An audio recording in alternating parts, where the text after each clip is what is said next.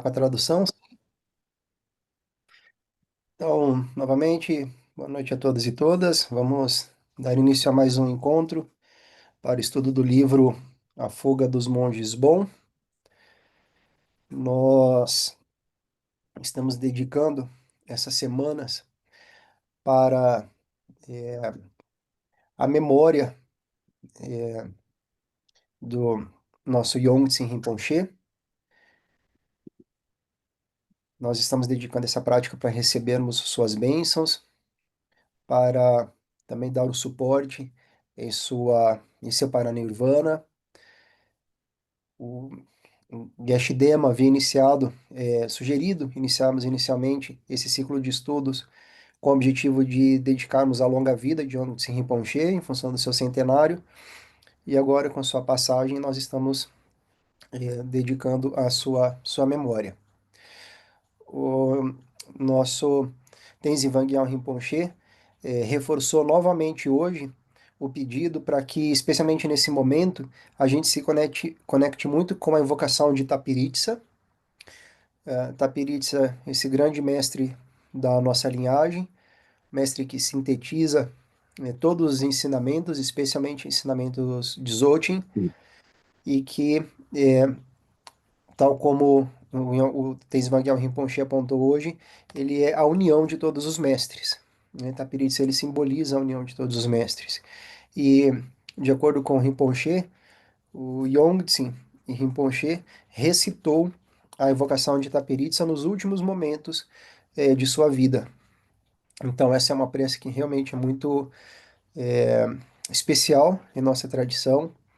É uma invocação que nos conecta com os seres iluminados, com os mestres da linhagem de Dzogchen, e nos traz muitas intuições para que nós mesmos possamos realizar a nossa natureza como ela é, ou seja, como o Budas, né? É isso que aponta a todo momento a invocação de Tapiritsa. Então, seguindo a orientação de nossos professores, vamos fazer esta invocação, nos conectando com a memória, com a luz, com o Yongtsen Rinpoche. Tomamos consciência do nosso corpo,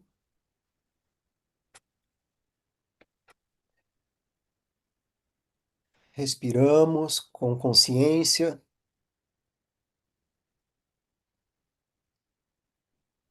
tomamos consciência do silêncio,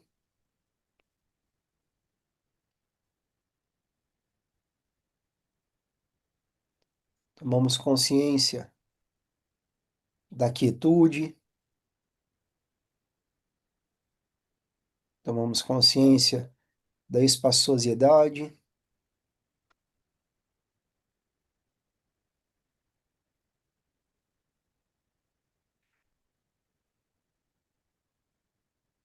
e descansamos, buscamos descansar nessa consciência.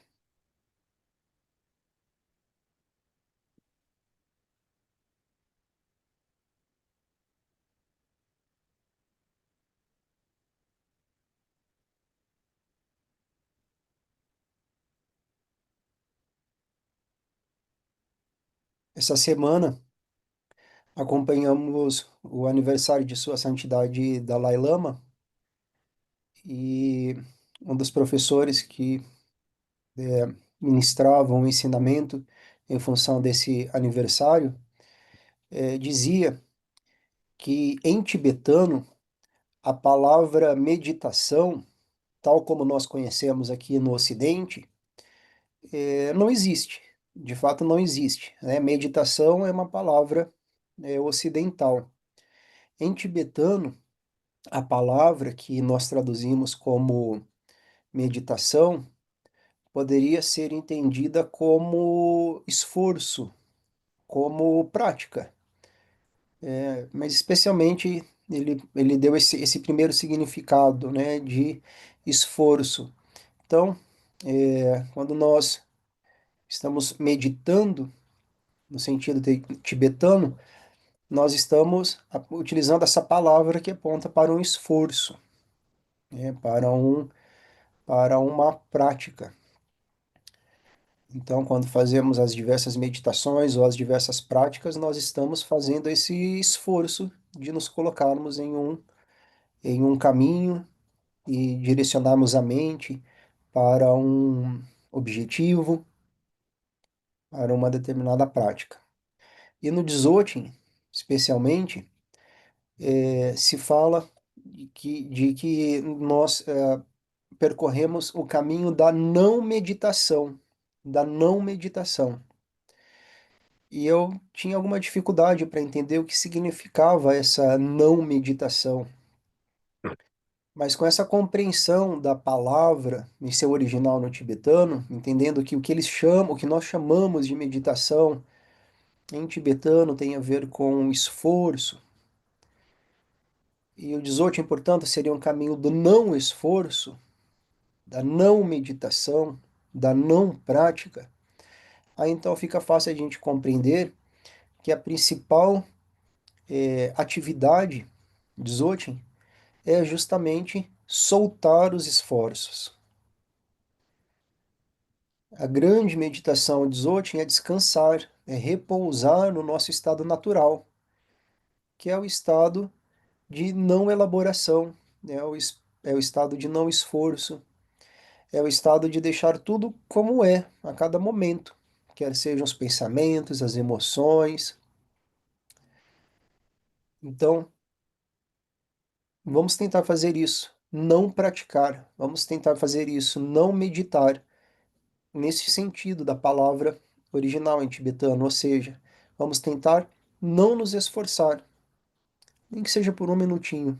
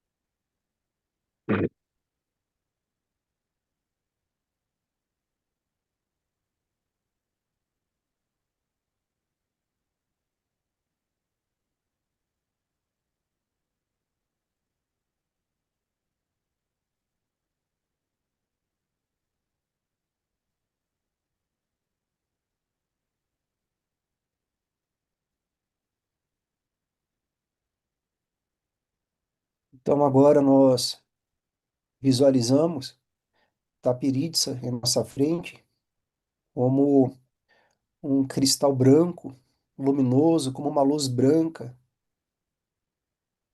uma luz transparente. E reconhecemos nessa luz, reconhecemos em Tapiritsa, em sua forma de um jovem, a união de todos os mestres, de todos os seres iluminados, especialmente de Yongtse Rinpoche.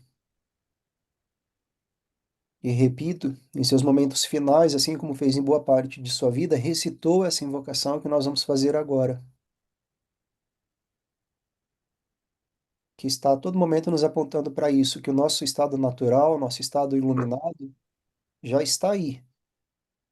O que nós temos que fazer para esse estado se despertar é simplesmente relaxarmos, é simplesmente descansarmos. Embora a gente saiba que não é fácil descansar, né? Estamos condicionados ao esforço. Então nós pedimos ajudas dos mestres para que a gente possa nos reconhecer nesse estado de tranquilidade, de paz, de descanso. E a invocação diz assim: Emarro, que maravilhoso! És a emanação coração de Kuntuzampo. Seu corpo aparece como um cristal branco, luminoso, claro, sem impurezas, irradiando luz nas 10 direções. Estás nu, sem ornamentos, significando a essência mais profunda, o estado primordial. Dotado com a dupla sabedoria do vazio e dos meios hábeis, com compaixão, contemplas os benefícios dos seres. Encarnas o Dzogchen, a grande perfeição, suprema entre os ensinamentos, a essência da consciência dos seres realizados, o pico do caminho da realização, o coração dos tantras, das escrituras essenciais e das instruções secretas. Tu, Tapiritsa, indicas o estado natural, a base que é auto-liberta de ilusão, que é o samsara, e da liberação, que é o nirvana, e também dos defeitos e virtudes de sons, luzes e raios.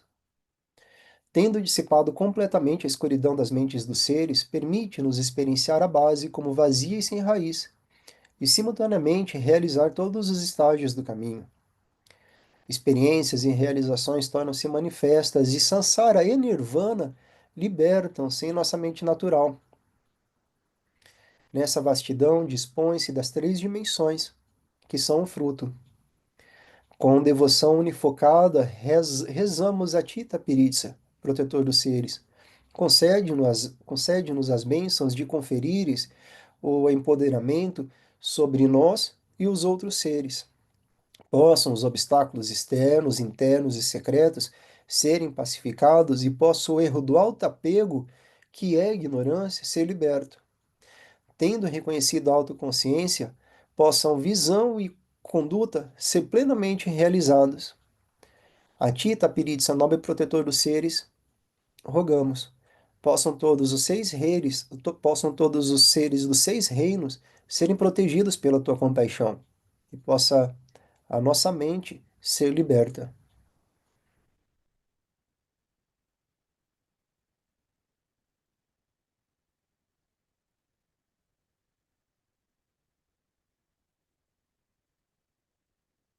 Então, inspirados por essas bênçãos, vamos dar seguimento ao estudo do livro. Eu estou meio resfriado essa semana, então peço aí eh, uma paciência, porque talvez a gente não consiga ir muito longe hoje, tá? Poupar um pouquinho a voz, depois nós teremos ainda a prática com o Geshe Dema. Vou compartilhar o texto.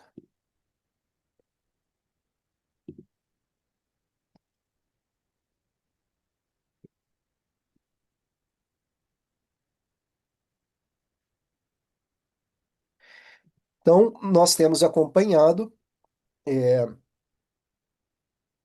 o ápice do que eh, foi este segundo avanço da China sobre o Tibete no contexto ali da Revolução Comunista, né? Então, inicialmente nós tivemos um processo que parecia um pouco menos violento, e nesse segundo momento, aí, em 1959, é, nós temos acompanhado é, um, um, um processo bem mais incisivo de conquista do Tibete pelo governo central da China.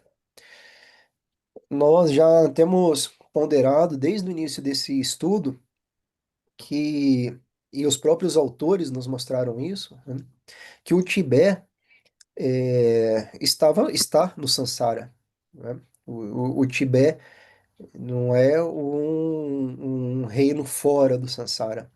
Então havia e segue havendo muitas contradições no Tibete. A gente viu aqui no livro as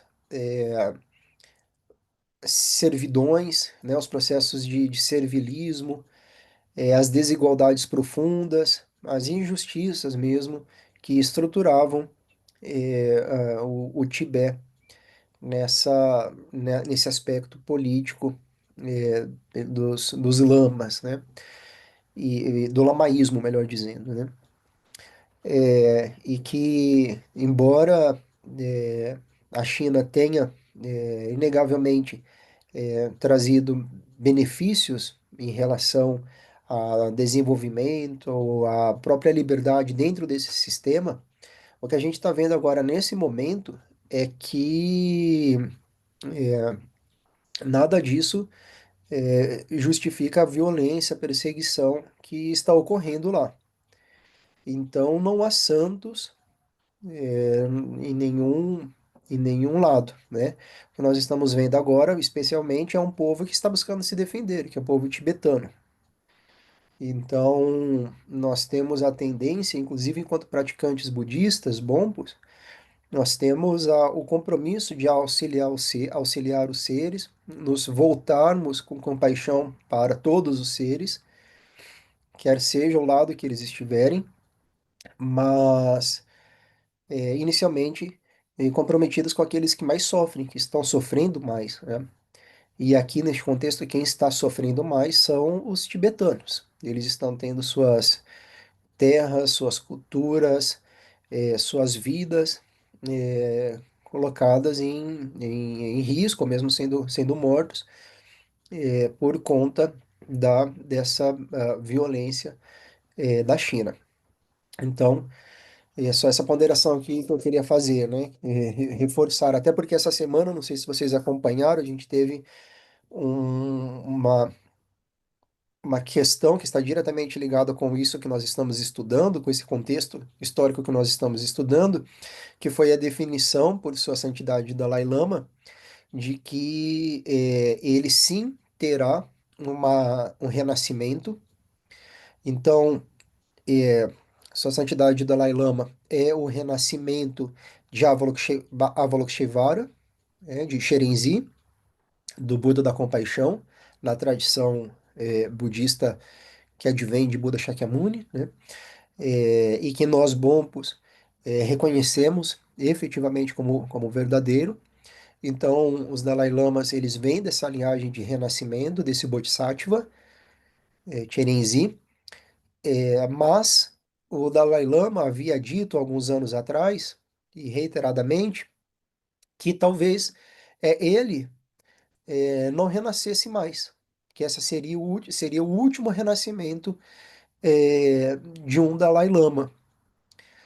Por todas as questões que, inclusive, nós estamos estudando aqui com essas mudanças históricas que ocorreram. Então havia essa dúvida sobre se teria um renascimento do Dalai Lama, em primeiro lugar. Em segundo lugar, se é, houvesse quem reconheceria esse renascimento, porque historicamente no Tibete, quem reconhece o Dalai Lama é uma figura chamada Panchen Lama.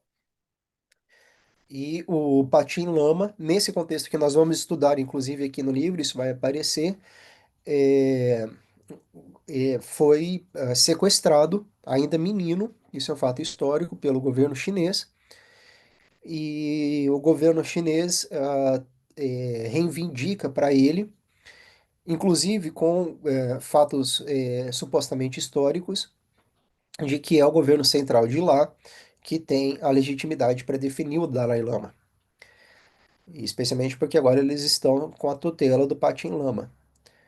Evidentemente, essa é uma tutela ilegítima.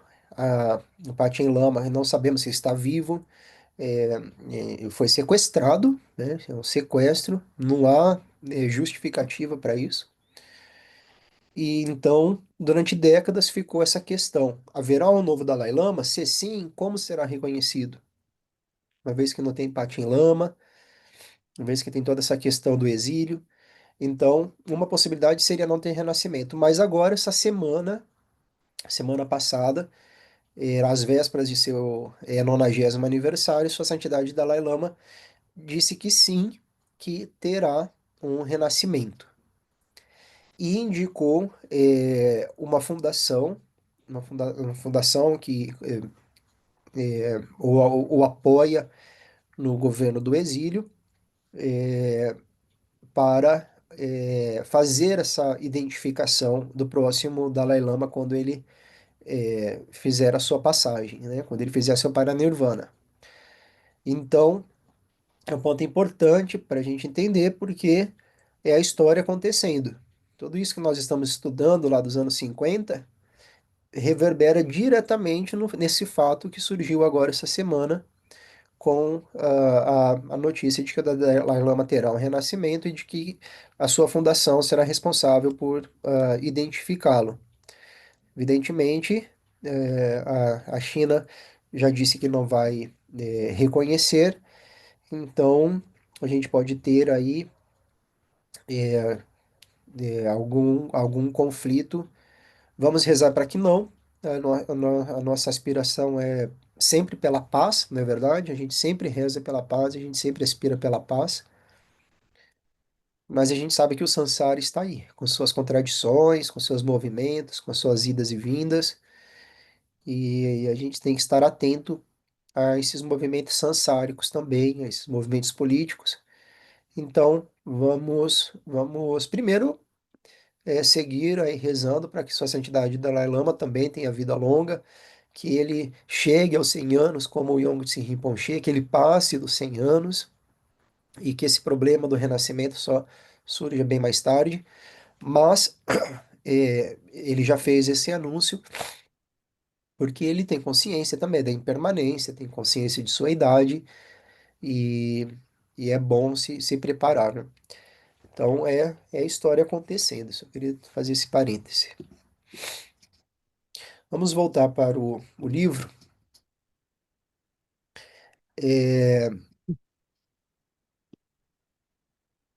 nós terminamos na semana passada, nesta parte aqui, em que segue, a gente tem a informação de que o Dalai Lama fugiu, né? Ele fugiu para preservar, inclusive, os tibetanos, a grande massa de apoiadores que estava pronto para entrar em uma guerra. Seria uma guerra facilmente perdida, porque eles não tinham estrutura, contra os soldados chineses. Então essa fuga foi também para poupar esse banho de sangue. É, e a gente tá lendo o começo dessa fuga, então, do Dalai Lama. No dia seguinte, os planos de fuga de Pala era aquele assistente do Dalai Lama que organizou esse plano, foram colocados em ação. A mãe e o irmão mais novo do Dalai Lama deixaram o palácio primeiro, ambos disfarçados de servos do sexo masculino. Um grupo de altos funcionários do governo que acompanhavam o Dalai Lama escapou na parte traseira de um caminhão coberto por lona. Por fim, o Dalai Lama, seu camareiro, o comandante de sua guarda pessoal e um monge de alta patente saíram por uma estrada lateral nos muros que cercavam Norbulingka. O Dalai Lama estava disfarçado de um soldado e carregava um rifle, com seus óculos guardados no bolso. Enquanto saíam, um vento forte levantou uma tempestade de poeira que os envolveu à medida que cruzavam a multidão fora dos muros, reduzindo a visibilidade a poucos metros e dificultando que alguém identificasse o Dalai Lama, enquanto o grupo seguia rumo ao rio Lhasa. Eles se reuniram ao restante do grupo na margem e cruzaram o rio em botes circulares, chamados coracles. Do outro lado, foram recebidos por um grupo de cavalaria rebelde que os guiaria até a fronteira com a Índia. No dia seguinte, Lhasa estava preparada para a guerra. Homens armados com rifles se posicionaram como franco-atiradores em sacadas e telhados. Garotas carregavam facas de açougueiro, velhos portavam bastões afiados, crianças tinham pedras e monges estavam munidos de coquetéis molotovs e armas de fogo. As ruas estavam cheias de pessoas armadas ou fugindo da cidade com seus pertences. Outros vagavam e bebiam Shang, uma bebida alcoólica fermentada localmente. Jovens espalharam fezes sobre cartazes de Mao Tse Tung colocado pela cidade. Novos cartazes apareceram nos muros de Lhasa. zombando dos chineses. Chineses voltam para a China, o Tibete pertence ao Tibete. Vamos exterminar os chineses. O irmão de Santen, Soko, estava com o exército improvisado de tibetanos rebeldes em 19 de março, aguardando um ataque chinês nos arredores de Norbulingka. Ele sabia que havia chance de não sobreviver a um confronto com as tropas chinesas. Decidiu visitar o irmão no monastério de Drepung para se despedir e só depois retornaria às trincheiras. A decisão provavelmente salvou sua vida. Levando apenas uma baioneta, dirigiu-se ao Drepung. Sanjie Tenzi e Santen Karmai, os outros monges, os outros dois monges que nós estamos acompanhando, o receberam com uma xícara de chá e conversaram até quase meia-noite. Com eles estava Kedup, sobrinho de 15 anos de Sanjie, deixado sob seus cuidados pelo cunhado rebelde. Sanjie, o sobrinho e os dois irmãos conversaram até ficarem cansados e irem dormir. Por volta das 4 da manhã de 20 de março, foram acordados pelo som de explosões e tiros. Soko e Kedup juntaram-se aos dois monges e correram para o telhado do dormitório de 6 andares, de onde podiam ver a cidade. O confronto entre a população rebelde e as tropas chinesas havia começado. Um tiroteio entre tropas chinesas e campas que guardavam uma balsa deu início à Batalha de Lhasa. Ambos os lados temiam um ataque do outro, mas os tibetanos estavam majoritariamente desorganizados e não tinham planos para atacar os chineses. Os chineses dispunham apenas de 2 regimentos com força reduzida, provavelmente não mais do que 2.500 soldados, e temiam ser sobrepujados. Às 3h40, tiros disparados da balsa podiam ser ouvidos por toda a Lhasa. Uma companhia chinesa que havia recebido ordens de tomar o controle da balsa informou por rádio que os campas haviam atirado neles e que responderam ao fogo. Minutos depois, o quartel-general chinês recebeu relatos de que os tibetanos estavam atacando escritórios fortificados na cidade. Acreditando que um ataque em larga escala estava em andamento, o general Tan decidiu assumir a ofensiva. Os tibetanos eram guerreiros temíveis individualmente, mas ele estava certo de que estavam desorganizados demais para resistir a ataques coordenados de soldados experientes e bem armados. À medida que Lhasa mergulhava na violência, do alto do monastério, Santa e Sandier podiam ver pouco além de clarões, acompanhando o som constante dos tiros na escuridão da madrugada. Quando a luz alaranjada do amanhecer começou a se espalhar pelo vale, eles finalmente puderam distinguir a fumaça subindo da extremidade sul de Norbulingka, cerca de 5 quilômetros dali, próximo ao rio Lhasa. O ar fresco e transparente, combinado à altitude de Drepung, oferecia uma visão nítida da capital tibetana. Apesar da visibilidade, a distância ocultava os detalhes mais cruéis. A fumaça que se erguia de Norbulingka era evidência de um bombardeio devastador de artilharia, que massacrou os voluntários em suas trincheiras precárias. Uma carga da cavalaria Campa conseguiu repelir um ataque chinês, mas o bombardeio incessante deixou os corpos empilhados. Nas ruas da cidade havia carcaças de animais por toda parte. Um menino foi baleado na cabeça enquanto urinava contra o muro. As ruas estavam tomadas por pessoas correndo e gritando. Antes de a artilharia chinesa destruir o Norbulingka, Tashi, cansado da inação e do caos, havia retornado ao monastério de Cera. Dos terrenos de Cera, a cerca de 5 quilômetros ao norte de Lhasa, na base da montanha Puxô, ele e outros Dobs podiam ver nuvens de poeira e fumaça subindo das explosões do Norbulingka. Dobs, como nós vimos semana passada, são monges que abdicaram de seus votos de não violência e assumiam as armas à luta, né? Enquanto observavam, 3 projéteis caíram nas proximidades em rápida sucessão, sacudindo o chão e cobrindo o monastério com poeiras e pedras. Os Dobs se jogaram em valas e ravinas próximas. Nenhum outro projétil caiu ali, mas o bombardeio apenas aumentou a raiva dos monges guerreiros. Enquanto discutiam o que fazer, um dos monges começou a organizar uma força para ir até o Potala buscar armas no arsenal. Levantem a mão todos que vierem comigo, disse ele.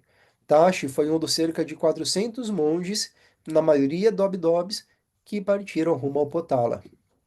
Para chegar ao Potala, os monges teriam que passar pelos quartéis de Trapshi, um acampamento chinês fortificado. Quando se aproximaram, tropas chinesas abriram fogo, forçando os monges a se abrirem sobre as margens de um riacho que passava nas redondezas. Protegidos pela vegetação ribeirinha, seguiram pelo leito do riacho até ultrapassar outro posto militar próximo ao Potala. Os chineses atiravam a esmo ao notarem movimentos, mas os monges mantiveram-se protegidos e evitaram baixas. Os disparos chamaram a atenção de um destacamento do exército tibetano estacionado no Potala, que começou a revidar contra os chineses, distraindo-os e permitindo que os monges continuassem. Enquanto esperavam por uma brecha, 3 carros blindados chineses caídos dos quartéis de Trapshi atacaram o Potala.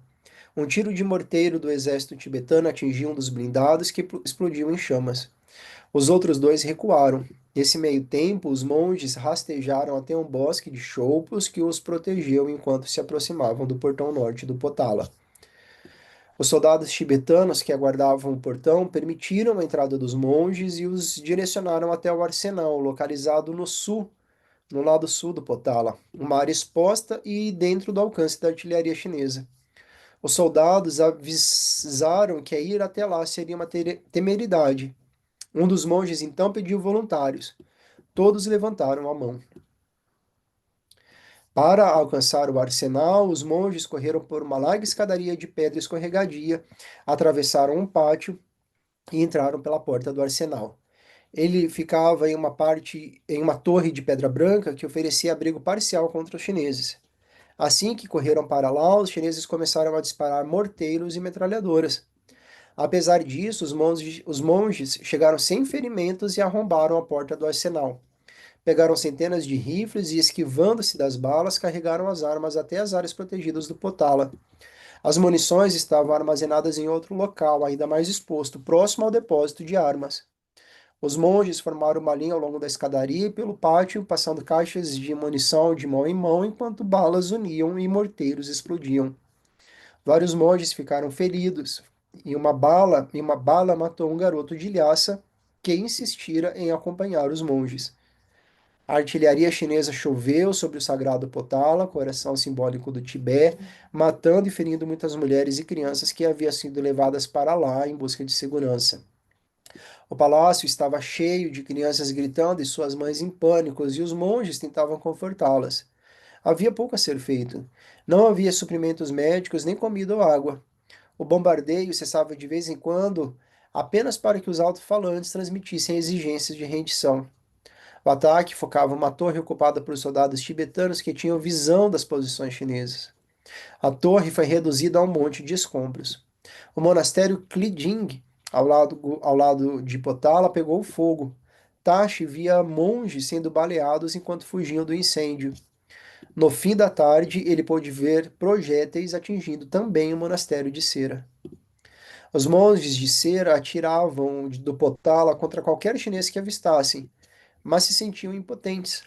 Quando os combatentes diminuíram e a noite se aproximava, Tashi vagou pelos 1000 quartos do grande Potala. Subiu escadas de madeira, percorreu corredores escuros e estreitos que levavam a salões cavernosos e pequenas salas. Viu santuários dedicados a Dalai Lamas anteriores. Em outro cômodo, ficou impressionado com um espaço semelhante a uma catedral que abrigava o colossal relicário dourado do 13º Dalai Lama, predecessor do atual. Tigelas de ouros e pedras preciosas, lâmpadas de manteiga, coroas e outros objetos de valor incalculável jaziam sem vigilância. Tashi não viu um único oficial do Potala em suas andanças. Tashi e os outros Dobdobs estavam com sede e fome, mas a única comida e água disponíveis eram oferendas sagradas, portanto consideradas tabu. Olhavam com desejo para a manteiga, o tsampa e as tigelas de águas dispostas nos altares. Por fim, decidiram que seriam perdoados, pois estavam lutando pelo Dalai Lama, e comeram as oferendas. Ao anoitecer, Os monges retornaram ao Sera novamente, utilizando o leito do riacho como abrigo. Tropas chinesas sondavam a escuridão com holofotes e capturaram um grupo de monges em um feixe de luz. Abriram fogo. O monge foi morto e vários ficaram feridos. Os feridos foram levados até Sera. O bombardeio continuou de forma intermitente durante toda a noite. A cada explosão, os cães do monastério uivavam e os cavalos nos estábulos relinchavam e batiam os cascos em pânico. Exausto, Tashi adormeceu. Foi despertado algumas horas depois e informado de que havia sido escolhido para escoltar o jovem Sharpalama, a figura mais importante do monastério de Cera, numa tentativa de seguir o Dalai Lama rumo à Índia. Tashi e toda a comitiva, com exceção de Sharpin Lama e de dois outros lamas, trocaram suas vestes por chubas e pegaram rifles. Partiram, ainda na escuridão, com uma fileira de mulas e cavalos de carga, seguindo por uma trilha alternativa para evitar os chineses e alcançar a segurança fora do Tibete. Tashi jamais retornaria a Lhasa. Na semana que vem vamos dar continuidade, então, ao capítulo 10, a fuga. Então, aí, a fuga dos monges bons, né, que estão aí no mesmo contexto da fuga, que inicia com a saída do Dalai Lama.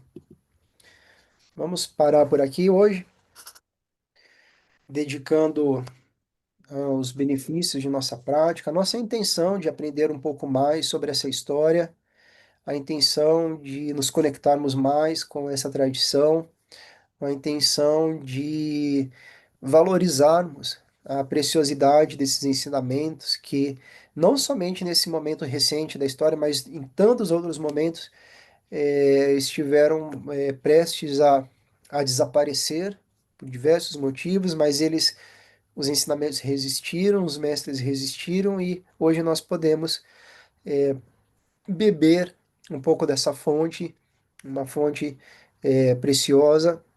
E então é muito mérito, pelo menos intencionar aprender um pouco mais, se conectar um pouco mais com essa sabedoria, e é por isso que a gente dedica então os benefícios da nossa prática, de nossa intenção para todos os seres.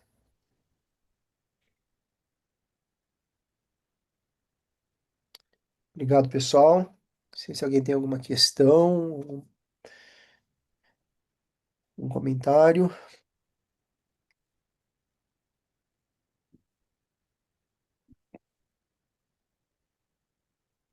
Eu acho que é isso por hoje. Daqui a pouquinho temos Geshidemas 8 e a gente para por aqui porque realmente tá um pouquinho aqui incômodo o resfriado, tá bom? Até já.